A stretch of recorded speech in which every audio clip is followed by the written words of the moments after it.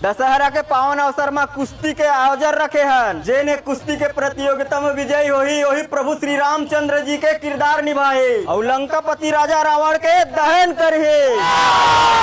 एक को तिलावत है लोरमी के लल्लू पहलवान और एक दूसर को तिलावत है कंवरधा के कल्लू पहलवान। और ये मौका सिर्फ एक बार मिले। ये कंवरधा के कल्लू भारी और कन्हैया ला जोरा धर के उठावत है और लगा थे पटकी दी। अब एक पासा उल्टा पर के पटका के कंवरधा के कल्लू है। अब दूसर पहलवान आवत है करू पान के कोंदा। हमारा संजवान आते थे न अलग बात है। ईमन काबर कोंदा बोरा झगड़े इन बलाते यार हैं कहूं तोर को लाग लुगा दी साले मनीचा पत्थर मारे धर लेते। सब दर्शक के नजर इखर ऊपर है तो संगवारी हो, इखर नजर है रावण ऊपर है। ये दोनों पहलवान आपस में भिड़ गए। पहलवान में नगरो थे हमार पारीगत का ब्याही कह के एक कोंदा के भारी भरकम पावर सब झलक खुश कर दी चौपट का आगे लोरमी के लल्लू है।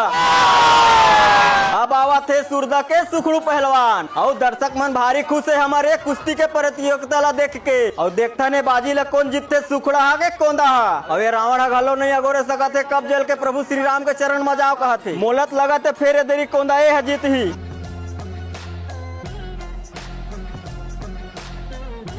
एक पासा उल्टा पड़ गए सुखड़ा मन शरीर वाले ऊपर भारी पड़ गए।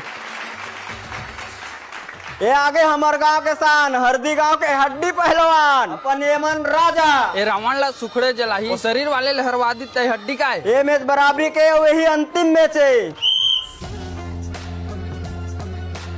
ये भारी जबरदस्त मैच है। तैसे लगा थे कोई कहे नहीं जा कौन विजेता बनी। वो हवला दबोचा थे, हवला दबोचा थे। दर्शकों मन पार नहीं पावा थे कौन काला दबोची।